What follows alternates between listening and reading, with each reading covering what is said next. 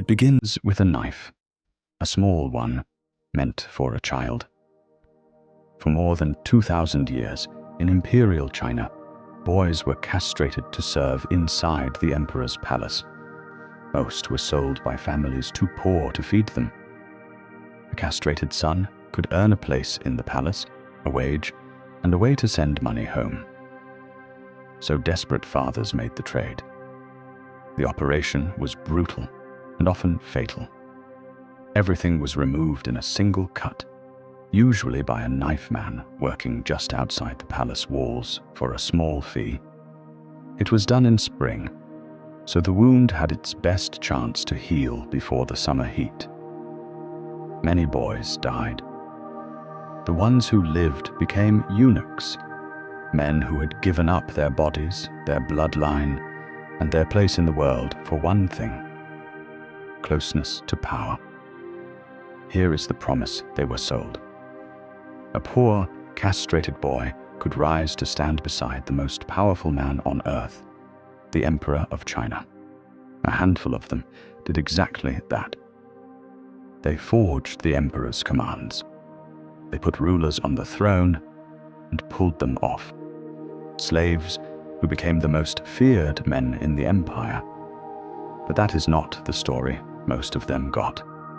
And almost everything we know about these men was written by the people who hated them. This is the story of what they bought with their bodies, and what it truly cost. To understand how a slave could end up ruling an empire, you have to understand the bargain at the heart of the palace. The emperor's deepest fear was his own bloodline. He had to be certain that his heirs were truly his sons. So the inner palace, where he lived and slept among his wives and concubines, was sealed off from every other man. Ministers were kept out. Generals were kept out. Even the emperor's grown sons were sent away at night. Only one kind of man was allowed inside: the eunuch. Because he could father no children, he could found no rival dynasty, and so he was considered safe. That was the trap. The eunuch was the only person allowed near the emperor day and night, to guard him, dress him, feed him, and carry his messages. He became the wall between the ruler and the rest of the world. And whoever controls the wall controls who reaches the king.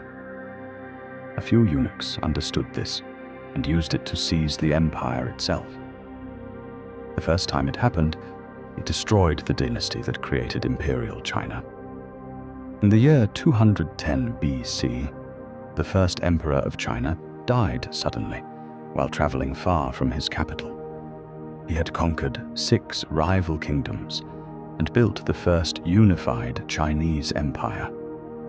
He meant for his dynasty to last 10,000 generations. Only a handful of men traveling with him knew he was dead. One of them was a palace official named Zhao Gao, who controlled all of the emperor's letters and orders. He saw his chance.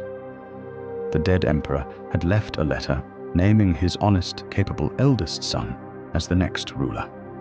That son did not trust Zhao Gao, and if he took the throne, Zhao Gao was finished. So Zhao Gao destroyed the letter and forged a new one.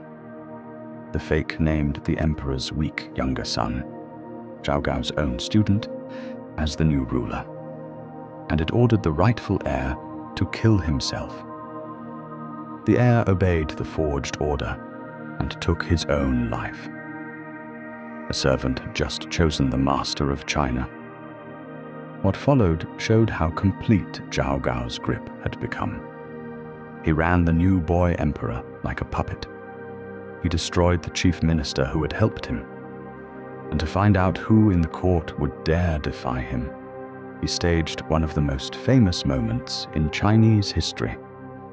He led a deer into the throne room and called it a horse. The officials who corrected him, who said truthfully that it was a deer, were marked and soon killed. He was proving that his word now outranked reality itself. it did not last. Rebellion swallowed the empire. Zhao Gao was murdered, and the dynasty, the first emperor built to last forever, fell apart barely 3 years after his death. And here is the first warning about everything you are about to hear. History calls Zhao Gao the original evil eunuch. But modern historians are not even certain he was a eunuch at all. He had a daughter, and the word used to describe him may have simply meant palace servant. The villain at the very start of this story may be half invention. Zhao Gao was not a one-time disaster. Over the next centuries, the same collapse happened again and again. And during the Han dynasty, it became a machine. The Han ruled China for 400 years, and it carried a fatal flaw built right into the throne. Again and again, an emperor died young and left a child as his heir. The child's mother ruled in his place, and she packed the government with her own male relatives. When the boy grew up, he found his court controlled by his mother's family, and the only people loyal to him alone were the eunuchs who had raised him. So he used them to destroy his relatives. It worked, and it kept working for 100 years until the eunuchs were no longer the emperor's tool. They had become his master. One Han emperor openly called his 2 favorite eunuchs his father and his mother. The eunuchs crushed their only real rivals, the educated scholar officials, banning and executing them by the hundreds. Those scholars were the men who would one day write the history. They did not forget. In the year 189, it all ended in blood. A powerful general decided to wipe out the eunuchs for good. They struck first and killed him inside the palace, where his soldiers could not follow. His army stormed in and slaughtered every eunuch they could find, more than 2,000 men. They killed by sight, any man without a beard. Some who were not eunuchs at all died by mistake in the smoke. But here is what the histories rarely admit. The Han did not collapse while the eunuchs ruled it. It collapsed the moment they were destroyed. Their slaughter left a vacuum. A warlord seized the boy emperor, and the empire shattered into civil war. Killing the eunuchs did not save the dynasty. It killed it. The dynasties that came next did not learn the lesson. They made the eunuchs stronger. The Tang dynasty handed its eunuchs something no eunuch had ever held: command of the imperial army. With soldiers under their control, the eunuchs stopped serving emperors and started choosing them. They crowned the rulers they liked, removed the ones they didn't, and murdered the rest. Of the last 8 Tang emperors, the eunuchs personally selected 7. One emperor tried to massacre them, failed completely, and spent the rest of his life as their prisoner, ruler in name only. But the most powerful eunuch in all of Chinese history came later, under the Ming dynasty. His name was Wei Zhongxian. He was not born into it. He was a poor, illiterate gambler who castrated himself as a grown man to escape his debts and get into the palace. Once inside, he attached himself to a young prince who cared far more about carpentry than about ruling. When that prince became emperor, he handed the running of the empire to Wei and went back to his woodworking. Wei Zhongxian ruled through terror. He controlled a secret police force that could arrest, torture, and execute anyone of any rank without a trial. He used it to destroy every official who opposed him. Across the country, frightened officials built temples in his honor, temples to a living eunuch. He was addressed as 9,000 years, a title that placed him just one step below the emperor himself. It lasted exactly as long as his emperor lived. When a new emperor took the throne, Wei's power collapsed overnight. Facing arrest, he hanged himself. His body was cut apart and put on public display. This was the ceiling, the absolute height of what a castrated slave could seize. An army, a secret police force, temples razed to his own name, and every single time it ended the same way, in blood. But the men who seized empires were never really the story. They were the bait.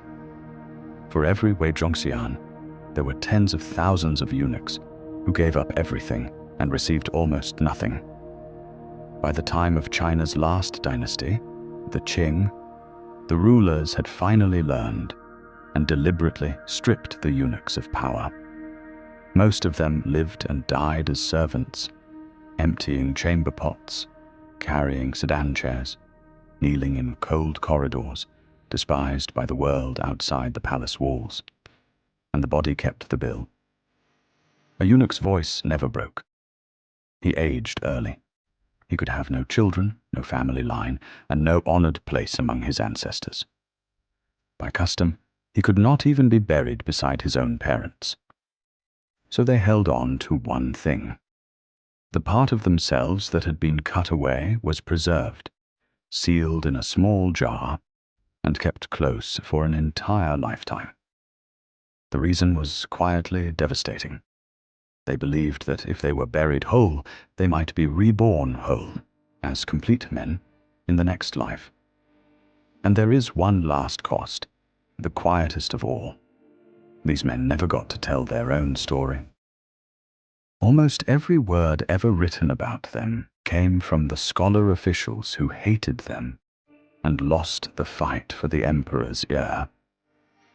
The scheming, evil eunuch we all inherited is a portrait painted entirely by his enemies.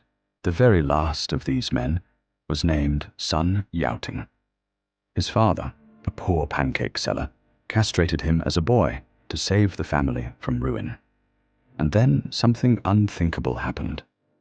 A few months later, the Chinese empire fell. The throne he had been cut to serve simply ceased to exist. He had paid the full price for nothing at all. He lived to be 93 and died in 1996. Years earlier, during the chaos of the Cultural Revolution, his terrified family destroyed his sealed jar. He spent the end of his life grieving that he could no longer be buried whole. This is the story of the men who traded their manhood for power. A few of them seized empires. The rest gave up everything and were left with a lifetime of service and a small jar, the only part of the bargain that was ever truly theirs. It begins with a knife and it ends with a jar.